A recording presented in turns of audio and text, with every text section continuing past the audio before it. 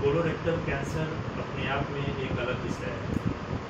जो लैट्रिन का रास्ता या बड़ी आंत, उसको हम लोग रेक्टम और कोलोन कहते हैं। पश्चिमी देशों में ये कैंसर बहुत ही ज़्यादा मात्रा में पाई जाती है, लेकिन ये कहना कि भारत में ये कैंसर कम होता है नहीं होता है, आज के दिन में वो सही नहीं, क्योंकि हमारी जनसंख्या इतनी है कि उस हिसाब से अगर हम देखें तो 1 लाख में 4 से 5 लोगों को भारत में भी कोलोरेक्टल कैंसर होता है। यूरोप में 1 लाख में 20 लोगों को होता है, तो वहाँ पे इसकी इंसिडेंस ज़्यादा है। लेकिन इसका ये मतलब नहीं है कि हमारे यहाँ कोलोरेक्टल कैंसर लोगों को नहीं होता है। दुर्भाग्य ये है कि हमारे यहाँ जो रेक्टल कैंसर खासकर है वो यंग पॉपुलेशन में भी होता है, और जो बहुत सारे जो नौजवान लोग हैं, जब लैट्रिन के रास्ते से ब्लीडिंग होती है या कोई तकलीफ होती है, तो उसको वो पाइल्स यानी बवासीर समझ के उनका इलाज बहुत दिनों तक कराते रहते हैं। इसमें जो स्पेशलिस्ट डॉक्टर कोलोरेक्टल सर्जन है या GI सर्जन है, वो भी इसको कई बार उसमें चकमा खा जाते हैं कि ये पाइल्स की ब्लीडिंग है, क्योंकि ज़्यादातर लोग ये मानते हैं कि कम उम्र के लोगों में कोलोरेक्टल कैंसर नहीं होता है, लेकिन ये सत्य नहीं है।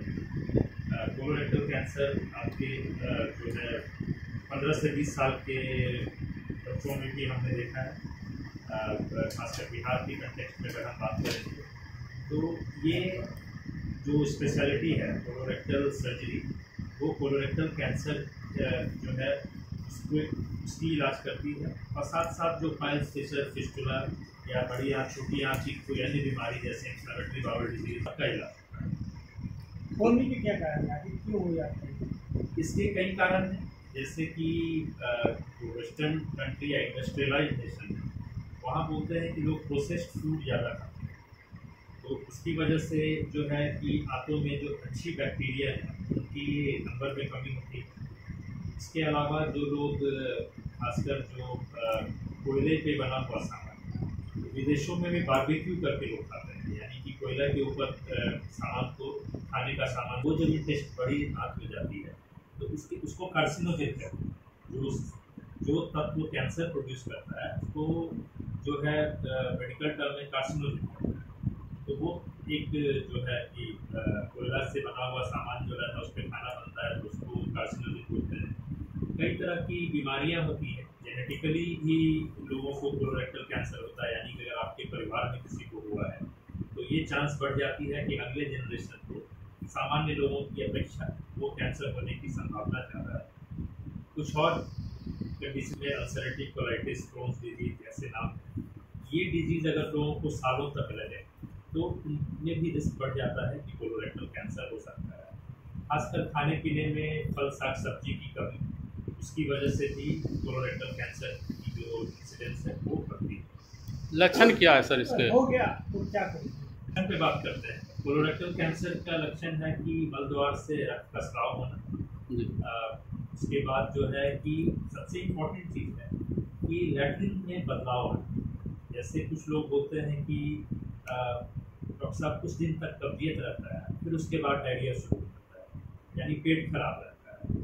और बिहार में हमने देखा है कि लोग हर चीज़ को गैस का प्रॉब्लम होता है, तो ये सावधान रहने की ज़रूरत है कि जिसको आप गैस का प्रॉब्लम समझ रहे हैं हो सकता है वो कोलोरेक्टल कैंसर, क्योंकि लैट्रिन के में बदलाव आता है कि कुछ हफ्तों तक कब्जियत रहेगी, कुछ हफ्ते तक लैट्रिन लूज हो जाएगी, खून उसमें मिला हुआ हो सकता है या अलग से भी आ सकता है, वजन का कमी होना, भूख सही से नहीं लगना, और जब एडवांस स्टेज में कैंसर होता है तो कैंसर हो जाती है। और दर्द जो है कैंसर में हमेशा रिलेटिवली लेट से सिम्टम जो है वो प्रोड्यूस होता है। तो कोई ये बहुत सारे व्यक्ति बोलते हैं कि हम ठीक हैं क्योंकि दर्द नहीं हो रहा है, जब ये बिल्कुल गलत है। अगर आपको दर्द नहीं हो रहा है इसका मतलब ये नहीं है कि आपको बीमारी नहीं है। और कैंसर जब बहुत ही लेट अवस्था में पहुंच जाती है, एडवांस स्टेज में हो जाती है, तो एक्चुअली दर्द पेट में तब शुरू होता है, खासकर कोलोरेक्टल कैंसर के संदर्भ में। तो क्या इसका इलाज संभव है? बिल्कुल संभव है। कोलोरेक्टल कैंसर एक ऐसी बीमारी है जो अमॉन्ग ऑल कैंसर अगर हम बात करें तो इसमें इलाज का सक्सेस रेट जो है काफ़ी अच्छा है। जो कंसिडर टू, जैसे कि हम अगर खाने की नली, इसोफेगस या स्टमक कैंसर, इसके कंपेयर में अगर कोलोरेक्टल कैंसर का आउटकम हम देखें तो वो काफ़ी बेहतर है, और बेहतर और भी हो जाता है एक तरह से। स्टेज 1 में अगर हम ट्रीटमेंट वही स्टेज 2 में हम करते हैं तो 75 to 80% होता है। स्टेज 3 कैंसर का इलाज करेंगे तो 60-65% सक्सेस रेट होगा, और जो लास्ट स्टेज इसको स्टेज 4 बोलते हैं तो वो घट के आपको 30 से 40% हो जाएगा। तो स्टेज 4 में भी चांस रहता है कोलोरेक्टल कैंसर में कि आप इस बीमारी का इलाज कर सकते हैं। बचा कैसे जाए सर इससे कोलोरेक्टल से? क्योंकि बचने का ये रास्ता है कि कहते हैं कि prevention is better than cure.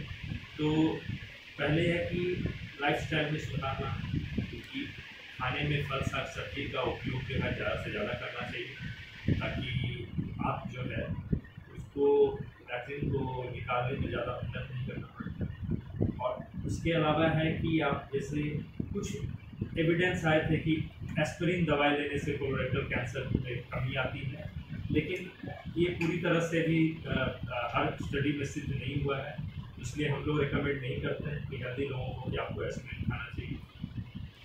लेकिन उसके बाद है कि प्रोसेस्ड फूड है, यानी कि हमारे इंडिया में प्रोसेस्ड फूड कम लोग खाते हैं। प्रोसेस्ड फूड का मतलब आपका ये हो गया जो पैक खाना होता है, जिसे विदेशों में लोग ज़्यादा खाते हैं।